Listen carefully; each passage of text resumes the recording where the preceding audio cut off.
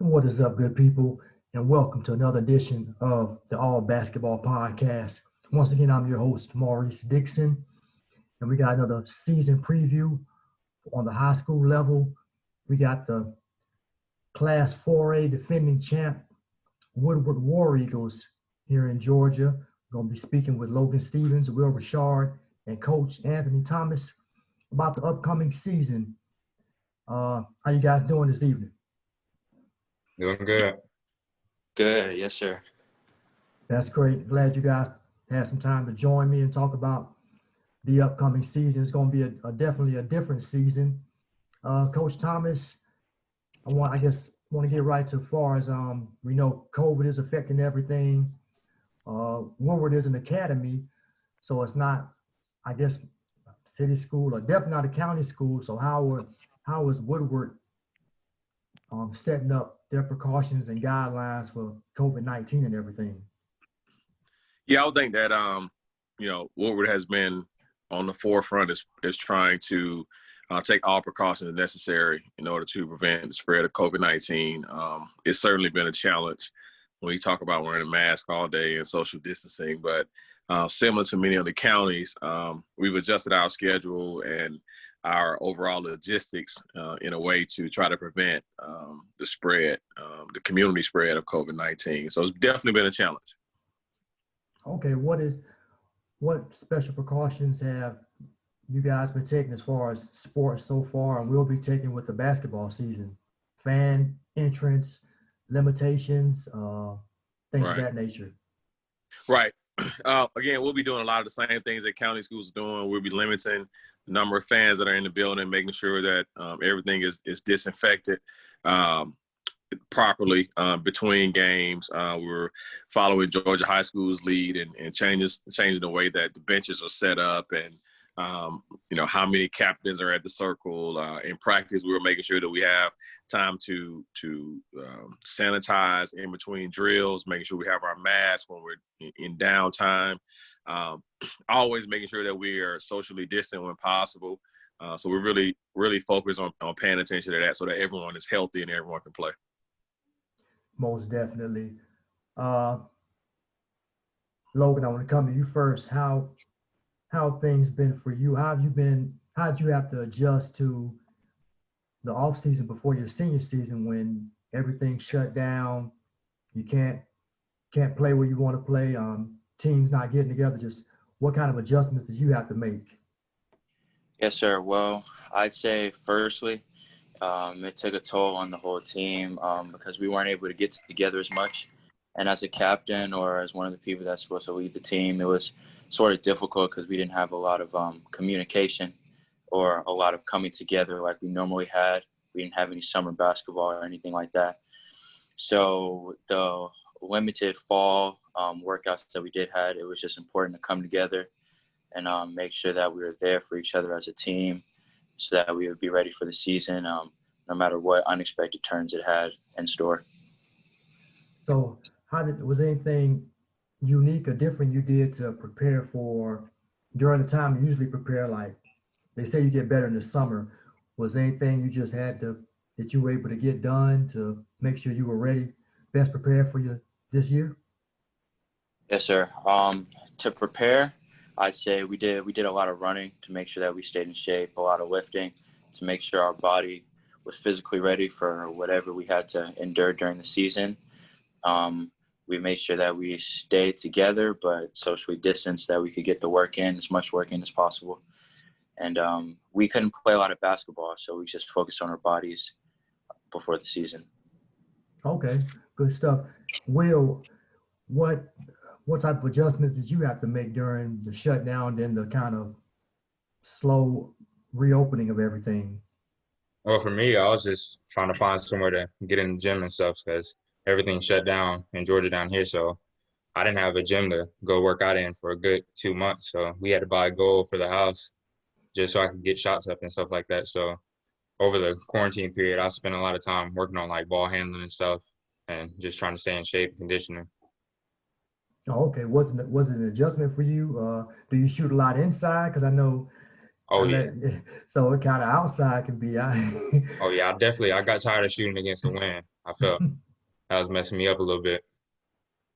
Yes, it's an adjustment. I remember the days of getting ready, man. I didn't have a choice, so Yeah. it was outside of this court, and I just got there early. And when it was Hmm. hot, and hopefully Oh yeah. the wind or anything didn't take over. Coach Thompson, was there anything you laid out for the guys to do during that time where you usually, I guess, during the summer you're planning some type of uh, tournament or at some college? Right. Well, you know, first and foremost, I think it was helpful that we have 8 returners, so they kind of know what to expect and know what the expectation is when they hit the court in the fall.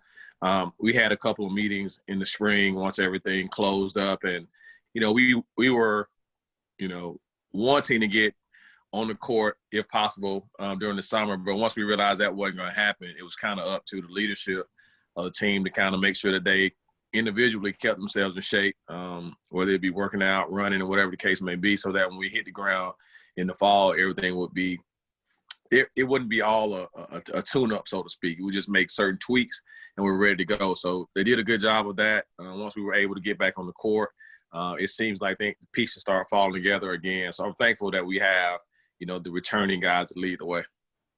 Okay. As far as your scheduling, I want to talk a little bit about that. I've been informed that the tournament y'all usually have is maybe canceled or up in the air, or yeah. So we won't have our War Eagle Classic, annual War Eagle Classic this year. So we're pretty bummed about that. Typically, we try to bring anywhere from, you know, 20 to 25 teams into our gym and see some good basketball. But we were able to fill in some replacement games. We're playing a very strong East Coweta team, a very good Mount Vernon team in place on those 2 days. But we'll definitely miss the Warrior Classic and hope we can get it started again next year. Okay. Are there any other tournaments you were able to get into, or is it just going to be region games? Or we have a tough region, and so that's going to be tough in and of itself. But we also are playing games against in the Sweet South Shootout against Newton, which is out at Morgan County. We're playing in the Champions Classic over at Wheeler. Don't have an opponent yet. We're playing Lithonia in the top 50 event over at Norcross. We're playing Paideia at the Gwinnett at the Gateway Center. We'll just be our second time playing in the Gateway Center for the Heart of the Paint, the Under Armour event on November 28th. So we have a good test non-region to go with a very strong region schedule. So, you know, we better show up ready to work. most definitely. Will, how are you mentally preparing for playing with less fans? All the things different things you have to go through, maybe even going to just some gyms and playing with nobody in the stands. Oh, well, for me, it's just focusing on the main goal, and that's just winning every time we play, and ultimately getting that state championship. So playing with fans, it won't really bother me that much because I just want to win. So not that big. Okay, nothing wrong with that. Logan, how are you adjusting to the type of environment where there may be limited fans or no fans? Yes, sir. I'd say along the same lines as Rich. As a team, we just come together, and that's all that matters. We're there for each other. It doesn't really matter who's in the stand. We're going to try to compete and do what we have to do to win. Okay. I hear that the biggest adjustment thing that the GHSA took away was the jump ball. What are your feelings on that? I feel like it's very awkward. I'm hearing this to protect the refs, but that's basketball. That's how you begin a basketball game. How do you feel about that change? I don't think it makes much sense to me. I mean, we're gonna be playing against each other and guarding each other anyway. So I feel like there's no reason to do that, but it's what they wanted. So I guess I got to get used to it. Yeah, that's the rule. That's the mandate. Logan, no jump ball. What are your thoughts? I mean, just another safety precaution to add to the long list. I mean, it's ongoing, it seems like, but just another thing to get through in this weird time. Okay. Coach, no jump ball. I'm pretty sure you may have some strategy. I've been hearing about strategy with the jump ball, and they took it away. What are your Now, it's funny. My junior year of high school, they actually experimented with that. And we didn't have a jump ball my junior year. I think that was like 97 or something like that. Something crazy. And that they immediately went back on that my senior year and added the jump ball back in. So it's pretty funny to me. I think that it's going to definitely be a lot different. I think there's a lot to be said for the build-up that leads up to that initial jump ball. And winning the jump ball for us was big because that was like the first 50-50 ball of the game. But at the same time, to Logan's point, man, it's part of the precautions. And we understand that Georgia High School is doing everything they can to keep the players safe. So that's most important. So we're just going to follow suit. Okay, yeah, you just gotta roll with it. Coach, what type of expectations have you put on these two guys here with us and the rest of your team for this season? Well, the expectation is simple. Number one, we want to make sure that we're getting, better each and every day. So we're not taking any days off. We're not stopping. We don't, we're not looking at the 6 guys that left to come back and save us this year. We know that people are going to see how we're going to come back off of a state championship year. So the expectation is to get better every game. The expectation is to compete against all odds. And then at the end of the day, we're trying to win every single game. We're trying to win every single drill. And that's the expectation, period. And those are some good ones. Logan, what kind of expectations you have knowing that this season for yourself, for your team, knowing that it's going to maybe a little different because you're the defending champions and the opposition is going to try to use that fuel off that. Yes, sir. People are definitely starting to take notice. We just have to make sure they were there for a team. The goal was pretty simple, like Coach said, to repeat as state champions, get better, win as much as we can, win every time we step out there on the floor, and just compete. At the end of the day, you got to come together with your dudes, and you just got to compete, and that's the goal. And what about you, Will? Expectations for yourself, for your teammates, and knowing that teams are going to be gunning for you. Oh, yeah, I agree with Coach Thomas and Logan. Just going out there and competing every day. For me, myself, I just want to go out there and dominate all aspects of the game, just help my team to win and ultimately get another state championship. Okay. Nothing wrong with that goal. Speaking of the state championship, Coach Thomas, just looking at the results from last year and overall record 30-2. I know you have some key guys, Kessler, who's at North Carolina right now. I'll be rooting for him. That's my team. Whitmore and some other guys, but y'all went on quite a run last year. Just what was the experience like, and to be able to thankfully get it in before everything shut down, because some states didn't have state champions. No, that was we were blessed to be able to play that game and get it and fit it in right before the shutdown. I point to buy-in as far as our run last year, because we had several pieces that on their own probably could lead teams throughout the state to a state title, and for us to be able to come together with the group that we had, for everybody to buy in and play a role, I think that said something special. I think a lot of people forget that Logan was injured for the vast majority of the year, and so that's one weapon that we didn't have for the full year. He worked hard, rehab, and got his way back in so that he can contribute at the end of the year. But he could have got frustrated. Will's in a situation where he has all the tools to lead a team, but he also had 6 seniors that were capable of leading as well. So everybody had to find their way to contribute to the run. So that's what made it so special. It was like not one Walker got a lot of the attention, but the other guys didn't mind that, and they also played their role, and it made that run fun. It was historical. I mean, it was something that we can't recreate. But this team here has their own journey. They have their own goals. And if we put the work in, which they've shown they can do, and then we should be able to set off on our own course as well. Okay, most definitely. Will, what was the state championship run for you? What you remember the most from it last year?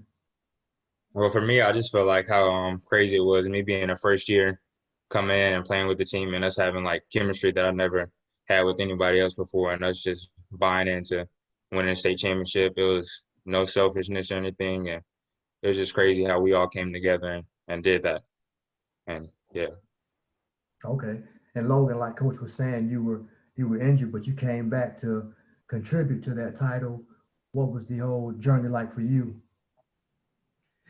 It was a long one.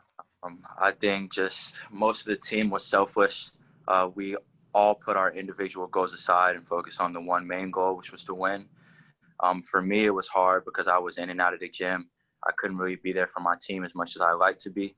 But at the end of the day, I worked to get back to be out there with my guys, and we ended up all competing for the same goal and all being together, and we ended up winning it all together. So it was a good feeling to just be there with my team again after having some time away from my personal injury. But at the end of the day, we all won together, and it was a great feeling.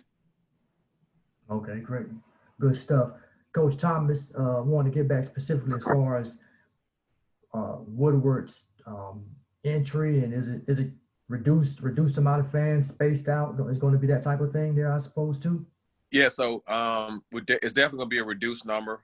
We don't have a specific count right now. Our athletic department is doing a great job of trying to review our logistics and seeing, based on our gym size, how many people we can fit in the game safely. So I'm sure that will be released here. We don't scrimmage until the 17th, so we still have a couple of weeks to make sure we get everything buttoned up, and then that'll be announced soon after that. Okay.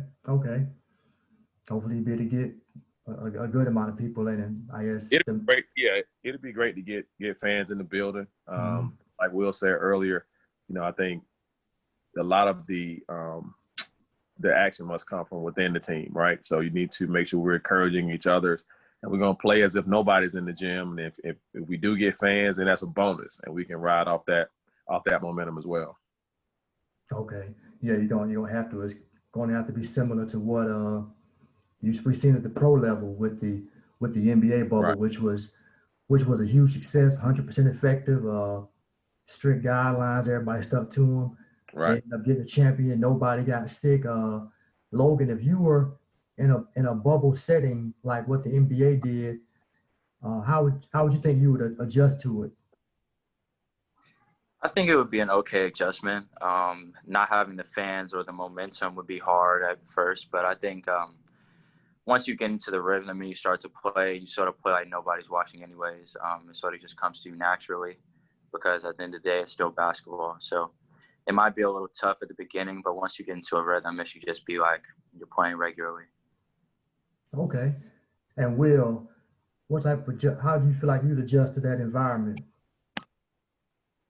I agree with Logan. I feel like I'm just pretty good as long as I got basketball and a bed to sleep in, I'll be good. So yeah, I agree with Logan.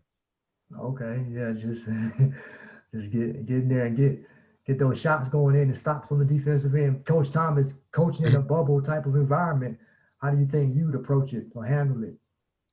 I look at bubble play as like your high level pickup games in the summertime. When a lot of the alums come back and they play with the high school guys in the summer, and it gets down to game point. Like, it really doesn't matter, who's in the stands. So as far as the coach is concerned, I'm going to have that same demeanor. It doesn't matter if nobody's in the stands. I still need to be on my A game in order for my players to be in a position to win. So we're going to treat it like those pickup games, man, and every point is game point. Okay, definitely got you on that. Well, those are all the specific questions I have, guys. I wanted to just get your closing thoughts before we wrap up the show. I'll start with you, Logan. Just what do you want to have to say? I just want to speak on behalf of the team, and like Coach Thomas said, I know that we might have certain expectations or certain goals based off of our previous year, but right now we're looking on a clean slate. We're looking to start our own journey and end in our own destination. So I just want to say that we're going to work hard every day. We're going to do everything we can to set our new goal and to work to another championship. Okay, well said. What about you, Will? Yeah, I just agree with Logan. Attack every day with the same mindset, just winning every game, winning every practice, and hopefully getting back to that state championship and win another one of those. That's about it. Okay, yeah. And I wish you guys much success on that. Coach Thomas, last words. Now, I'm really just thankful, man. Maurice, I'm thankful for you having us on, being able to talk about Woodward basketball. I'm thankful to be able to just play. This time a couple of months ago, it was doubtful that we would even have a season. So I'm just thankful that we were able to compete again. I'm excited for this group. I'm excited for the opportunity to be able to prove that we still got something left in the tank. I can't wait to get out here and compete. And I think you're going to see you're going to be surprised this year at the War Eagles and how we come out ready to roll. So we're excited. Okay, good to know. Good to know. Well, once again, I thank all you guys for coming on and wish you health on and off the court. Continue to follow the guidelines. Just stay safe. Be patient. This isn't gonna last forever. we just got to get through it, and we want to get through it healthy. But I thank you all very much for coming on the All Basketball Podcast, talking about the unique 2020-2021 high school basketball season. Yes, sir. Thank you. You're welcome. Yes, sir. Thank you. You're welcome. Good seeing y'all and appreciate you. No problem. Thank you, Maurice. You're welcome, man. All right. Well, folks, that's all. We'd like to thank the Woodward War Eagles, defending Class 4A champions, for coming on. Coach Thomas, Will Richard, and Logan Stevens coming on All Basketball Podcast, talk about the upcoming season. Thank you so much for tuning in. Give it a listen on Spotify, all your major podcasting outlets, Google, Apple Podcasts, also on YouTube. Just search the All Basketball Podcast to get the visuals. Thank you so much for your support. And until next time, peace and be blessed in Jesus' name.